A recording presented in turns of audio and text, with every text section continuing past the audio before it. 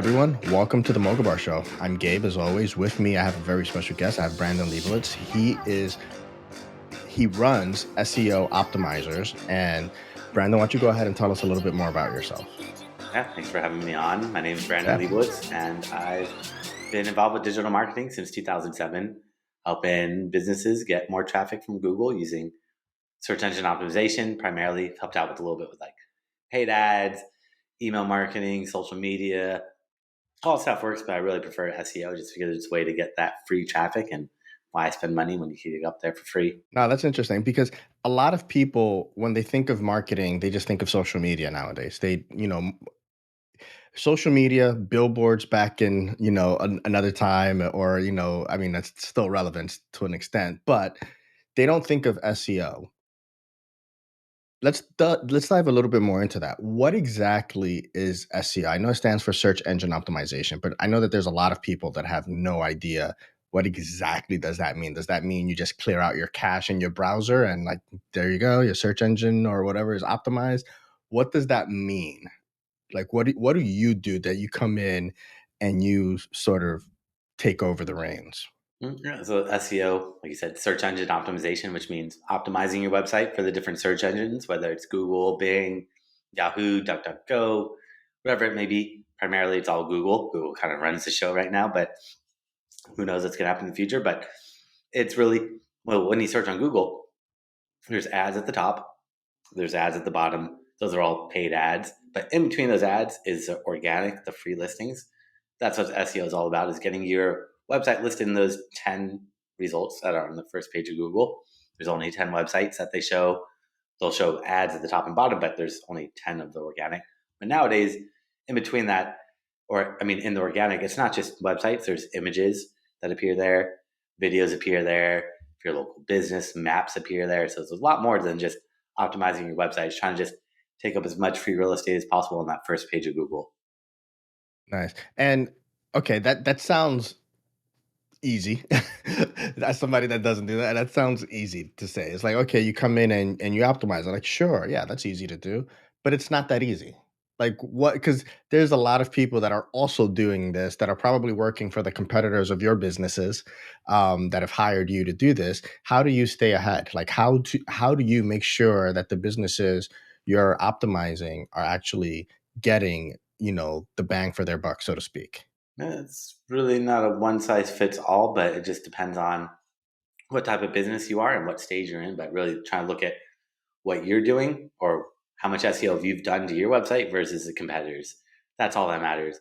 We don't care about Google or Google's algorithm. I mean, that's great if we can figure it out, but that's not what matters because Google changes every single day. So if we knew how Google works, tomorrow it's going to change and next day it's going to change. So what really matters is who's on that first page of Google, how much SEO have they done, and how can we do a better job of doing SEO? That's really all it comes down to. So it's looking at keywords, but primarily looking at backlinks, getting backlinks, looking at other websites talking about you. The more websites that talk about you, the more trust Google gives you, and the higher you're going to be able to rank. So, a big part of SEO is let's find your competitors' backlinks because if they're on that first page of Google for your keywords, it's more than likely that those backlinks have a very, very, very big impact on why they're there. And if you acquire the same type of backlinks, you should be able to get those rankings as well. Let's talk about backlinks for a second. What exactly are backlinks for those that don't exactly know what they are? Because there are going to be some listeners that maybe are not aware of what backlinks are. Yeah, so backlinks are clickable links from other websites that point to yours. So if you're reading an article on the New York Times, and in the New York Times article, it says Brandon Leibowitz, and if you click on that, it takes you to my website. I'd be getting a backlink from the New York Times. So the more websites that mention my name or my company, that's gonna kind of like a vote. It's like a popularity contest. The more websites that mention you, the more trust Google gives to you, and the higher they're going to rank you.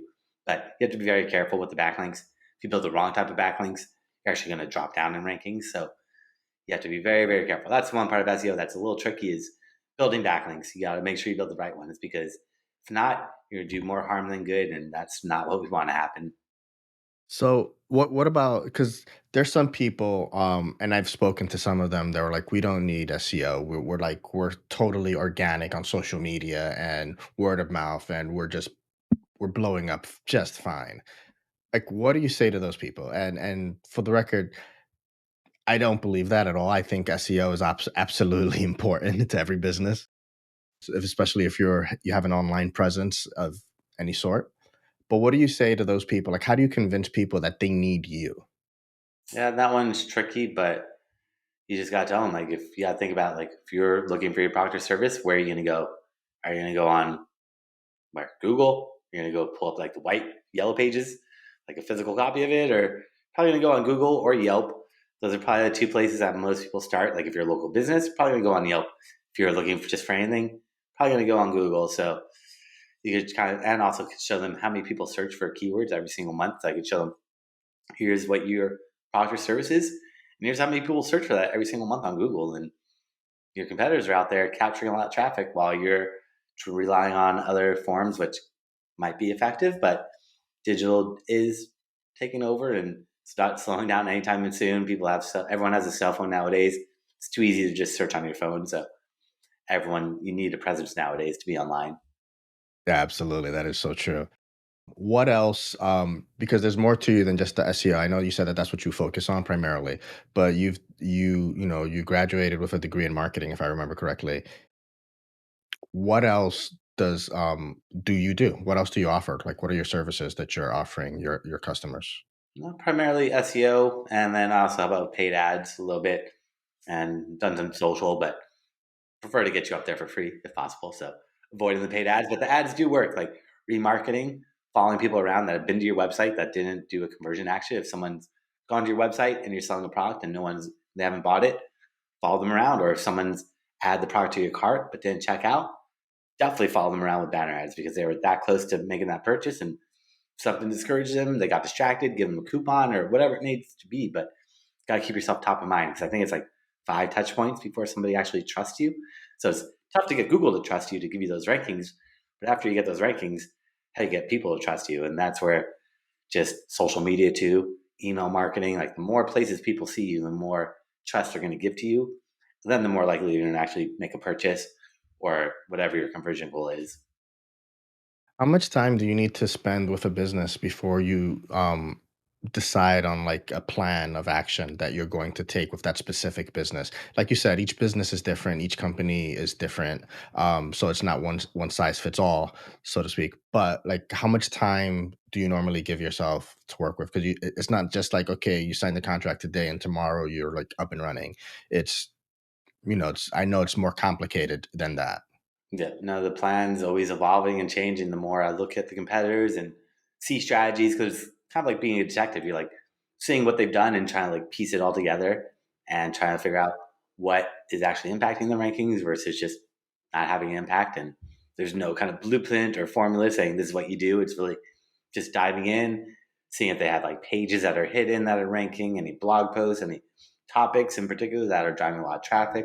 Maybe we try to write about that or just trying to dive in. So some sites it's quicker, easier, maybe a couple hours. Some it's a couple hours every week. Some it's a couple hours every single day. Just trying to figure out where the disconnect is between you and your competitors.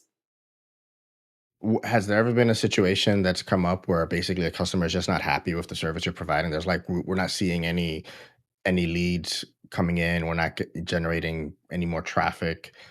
Like, how do you address that? Because I'm sure that that's got to come up. Like sometimes it can be hard, although it is a quantifiable service that you're offering. You can like show stats, you can show numbers, but has there ever been that level of frustration where customers just like, "I'm sorry, you're just not worth it. Like, we're not generating any leads." Because at that point, it's more than just that. They also need to be able to close the deal once that comes in. Like, how do you handle that? Yeah, that's something I've realized is I can bring you traffic, but if your website's not optimized to convert that traffic, it's gonna be tough. And SEO bringing in traffic is just half the battle. Once you get people to your website, how do you get them to make that purchase? How do you get them to convert? And that's something I realized over the years. Also, some people want instant results, which with SEO, it takes time. So I've had people where in 2 months, they're like, I'm not seeing any rankings. I want to cancel. I'm like, it takes time. Like I wish it was immediate. You're moving up. Like you've gone from like page 10 to page 8, but to really get to the top, it takes some time. You have to be patient. And that's one big thing is just knowing that SEO is not immediate, unfortunately. I wish it was, but that's where paid ads come into play. If you want immediate results, spend those money on paid ads and you'll get that instant traction. But you stop spending money, you're just gone.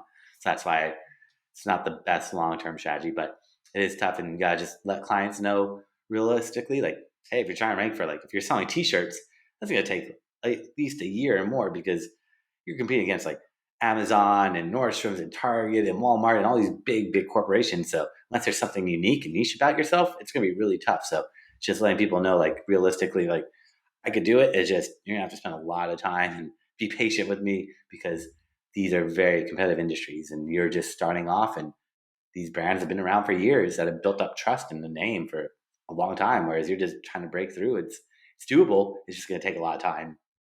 Yeah. Let's talk about paid ads for a second. Is radio, TV, billboards that I mentioned earlier, are those still a thing? Are they still relevant? I mean, I know it's still a thing. I see them all the time. But is it still relevant? Does it still have an impact on the overall business?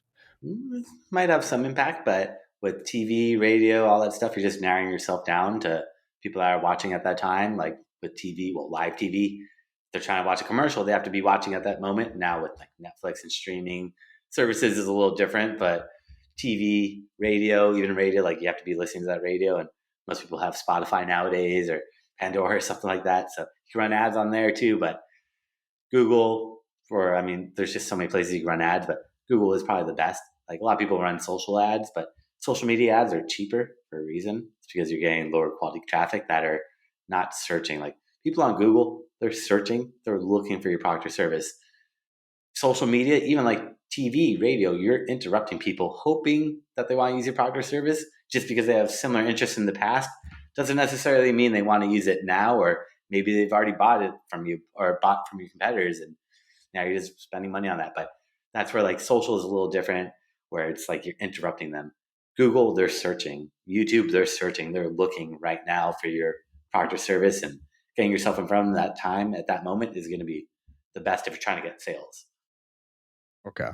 No, that's interesting tactic because I used to work at Zoom. And one of the big thing that we did over there were the airport banners, the big ads in the airports that a lot of people saw. We also did I forgot what they call them on the cars, and it was first started in London and then it spread elsewhere.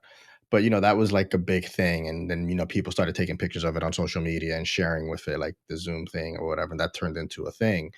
But obviously, that was a different time, a different era, pre-COVID.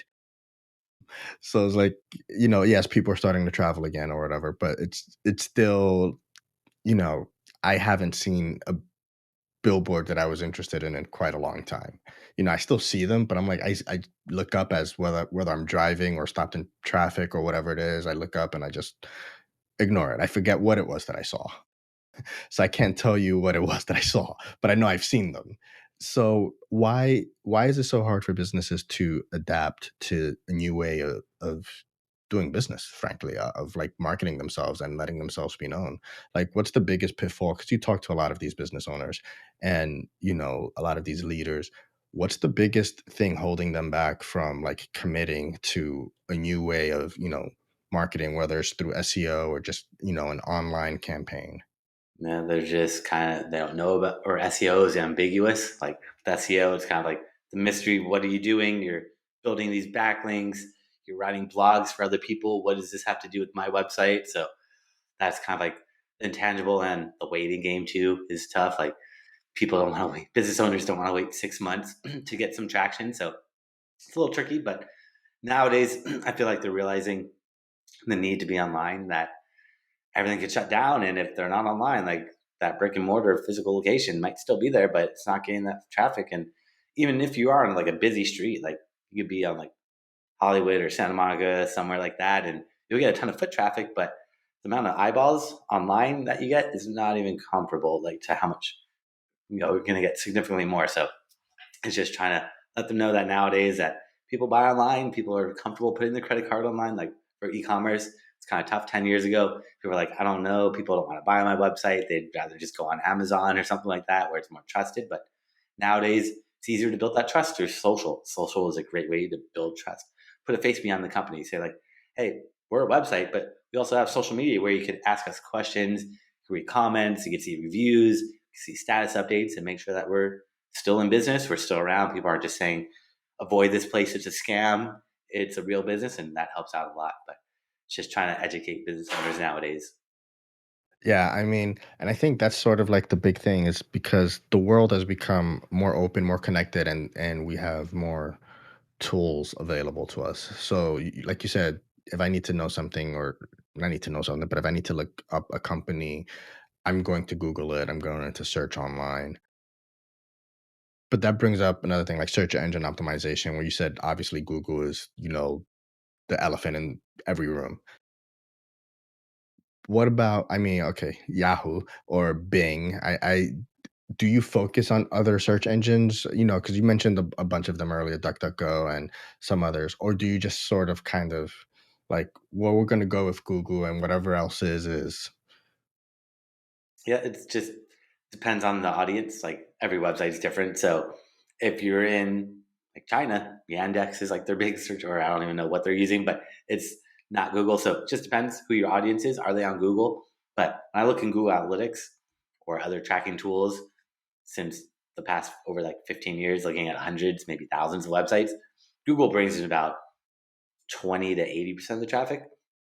Bing will bring about 1%. Yahoo will bring about 1%.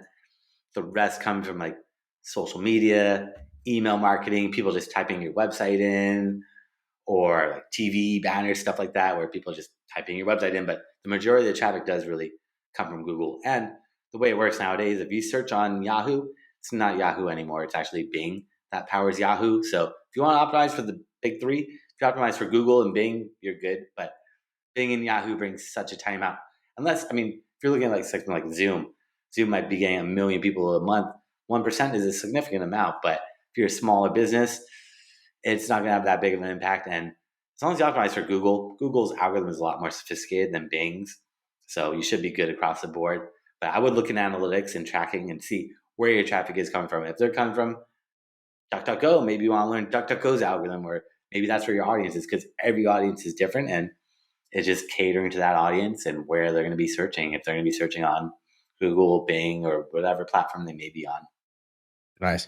I'm going to pivot a little bit because you love SEO. You've been doing this since 2007 when you graduated from college.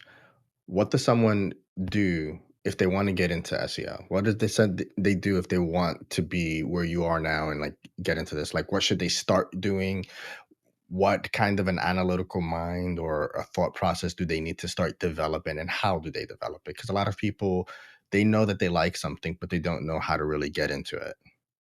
Yeah, with SEO, it's not any official certifications or classes you could go take. You could take classes at like General Assembly is like a digital marketing kind of college out here in the United States that does teach some of that, but even that's not like an official university or accreditation. I don't know if colleges are teaching digital marketing nowadays. I'm sure they have some classes, but it's tough to teach it because if you're reading a textbook, half that stuff is going to be outdated by the time you get it, even if it's written that same year.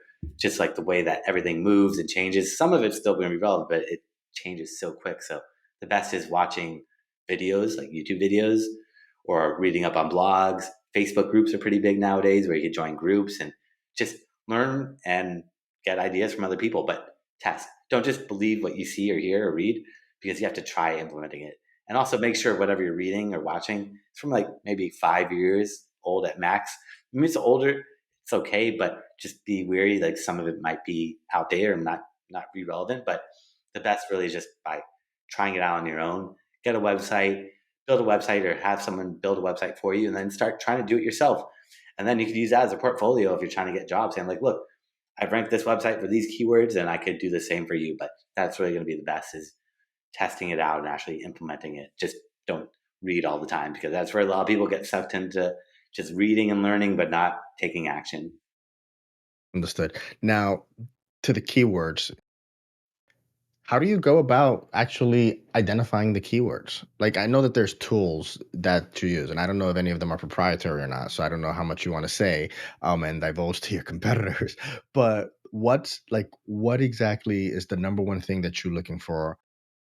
Let's say it's a SaaS company specifically. I have no idea. I can't think of one right now. Zoom, because I used to work there. But let's say it's Zoom, and you're like going trying to like get keywords for it. Like, what do you do? Yeah, there's tons of different strategies for keyword research, but that is one of the most important starting parts of SEO is finding out what keywords do people actually search for.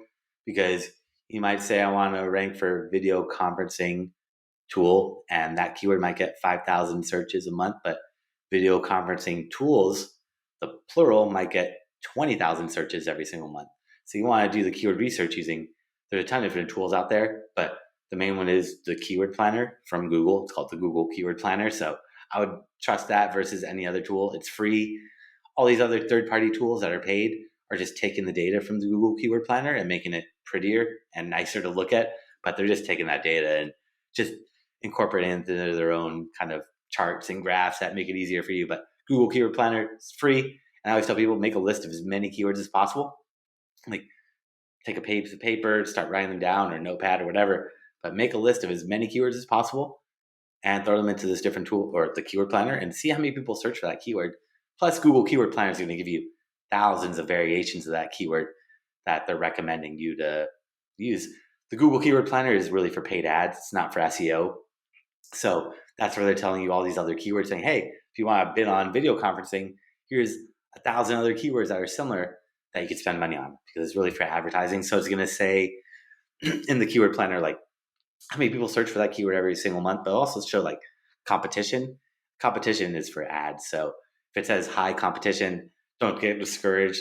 That's just for ads. So it's a little confusing. But one thing I do like to do is search in Google for your keywords and see what other people are using on that first page of Google. So I'd search on Google and look at the blue clickable link. That's called the SEO title tag. That's where everyone puts their keywords. So you could go into Google, search for your keywords, and see what other people are using because you're going to see synonyms, variations, plurals, things you maybe never even thought about. And if they're on that first page of Google, they more than likely have a team of people doing SEO, especially if it's like Wikipedia or an Amazon or some sites like that where it's big corporate sites. They have teams of people doing this keyword research. They're not just guessing these keywords are the best ones. They're testing it out. They're making sure they are. But always, whatever you see, just take with a grain of salt because trends change, things change. So just because some like Amazon might have put something in there and it might have been true 3 years ago, but they haven't changed it because there's a new way to search for that product or service, and just double check everything with the Google Keyword Planner before you actually implement them. Before I let you go, what do you see as the future of SEO? Like you said, trends change, things change. Where do you see this going? Where do you see SEO? Like, what's the future of that? Is there going to be? Do you think will Google ever be upended in this market? B, will there ever be an easier way to just do this where you just have a tool like the way that they have tools to post to all the different social media accounts now, and you just you know work your magic, so to speak. Yeah, yeah. I mean, the future with SEO and Google, who knows if Google's going to still be around, but as long as there's search engines, there's going to be SEO, search engine optimization. But if we're all in that metaverse, who knows where it's going to lead with that stuff. And it's all going to be interesting. But for now, the future really a lot of voice, like with the mobile, instead of searching like with keywords, it's voice searches that are taking over or becoming more and more popular. I think like over half the searches nowadays on Google are searches that Google's never seen before because people are just able to speak, typos, all that stuff. So just trying to be just try to accommodate for everything, but really just being understanding that everything is shifting to mobile, having a good, fast loading website that looks clean on mobile, easy to use because that's where everything is shifting towards now. But the future of it, who knows really where it's going to go? It's kind of interesting, and we'll have to just see. But for now, Google runs everything, so it's all for Google nowadays. That's interesting. I forget about the voice searching because I actually do that all the time sometimes. I mean, not so much now that the weather's better, but in the winter time, I just can't take my gloves off to type, so I'm just talking to my phone. So that's funny. I never even thought about how that actually adds some complications to it.